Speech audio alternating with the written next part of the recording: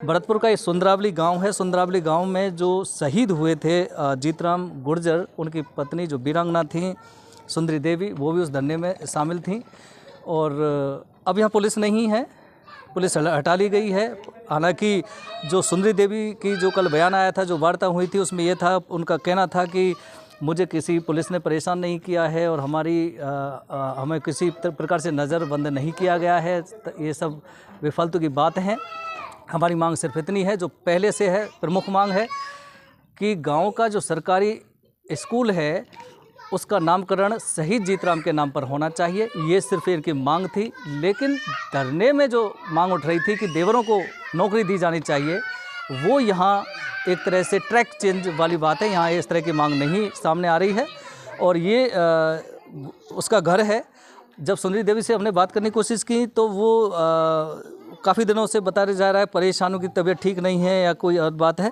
वो बात करना नहीं चाहती मीडिया से, और ख़ासकर ज़्यादा शिक्षित नहीं है तो बोल नहीं पाती हैं। ये भी एक वजह यहाँ के लोग बता रहे हैं।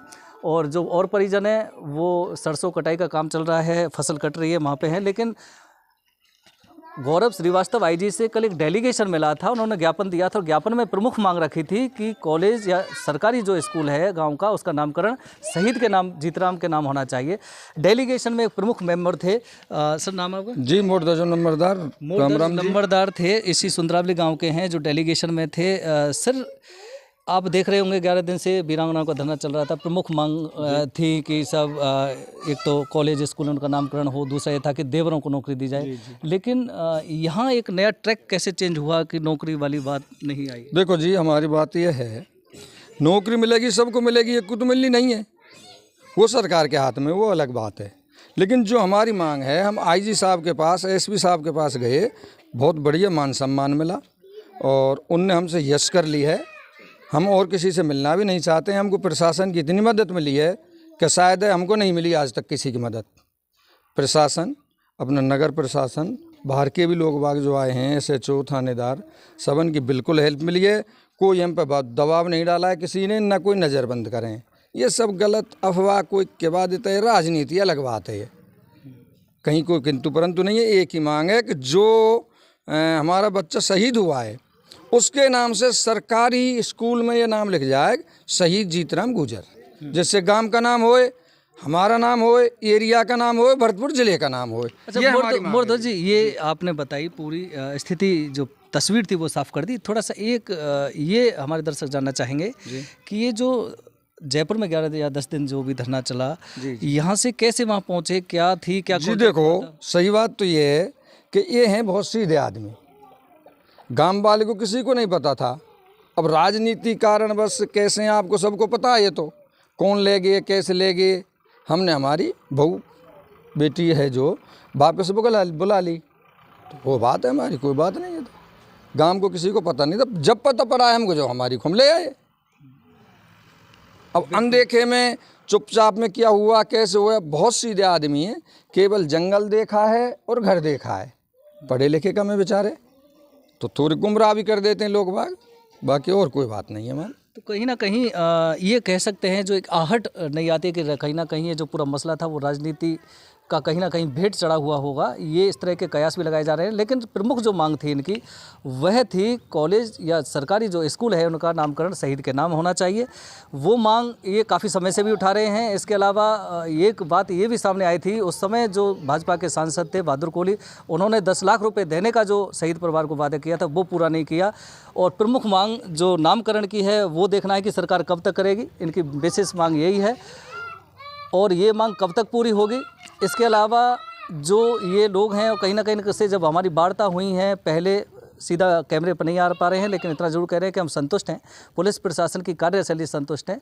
और जो एक बात सामने आ रही थी कि नज़रबंद कर दिया गया है, इस तरह की घटना भी नहीं है। और फिलहाल यहाँ से पुलिस जाब्ता हटा लिया गया है।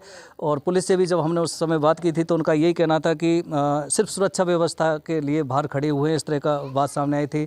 उस समय नर्स जो हॉस्पिटल का स्टाफ है वो भी तैनात था, जिससे अगर सेहत ख़राब है तो उसमें कहीं ना कहीं इलाज किया जा सके, क्योंकि वहाँ से सीधा सरकार ने अस्पताल भर्ती कराया था। लेकिन सांसद भाजपा जो भरतपुर से हैं, रंजीता कोहली, वो वहाँ पहुँची थी और ज़बरदस्ती जो आरोप लगाया गया था कि ज़बरदस्ती यहाँ पर लाया गया था सुंदरी देवी को, पुलिस के साथ काफ़ी धक्का मुक्की भी हुई थी। और सांसद का ये जो बर्ताव था उसको लेकर भी काफ़ी यहाँ चर्चा है कि सांसद का पुलिस के साथ जो एक बर्ताव था वो सही नहीं था और एक तरह से मिसबिहेव, एक धक्का मुक्की पुलिस के साथ हुई और वीरांगना को ज़बरदस्ती निकालने की कोशिश की गई थी, क्योंकि डिस्चार्ज अस्पताल करेगा।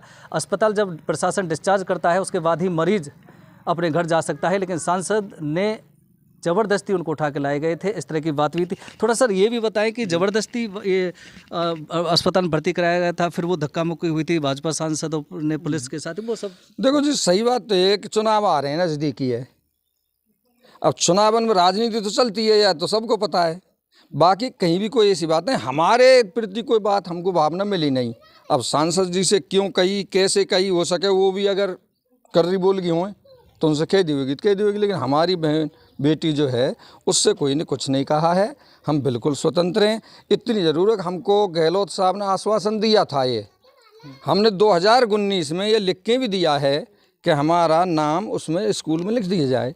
उसको हम कल आईजी साहब को भी देख आए। हमको पूर्ण विश्वास है, विश्वास पर ही दुनिया टिकी हुई है, विश्वास ही किया जाएगा। हमको ये आत्मान से संतुष्टि है और हमको ये लग भी रहा है कि हमारा काम है, हो जाएगा। तो कुल मिला के राजनीति की आहट की भी चर्चा है और जो मांग है प्रमुख वो है सरकारी कॉलेज या जो भी स्कूल है उसका नामकरण शहीद के नाम हो। वो मांग राजस्थान सरकार कब तक पूरी करती है वह देखने वाली बात होगी।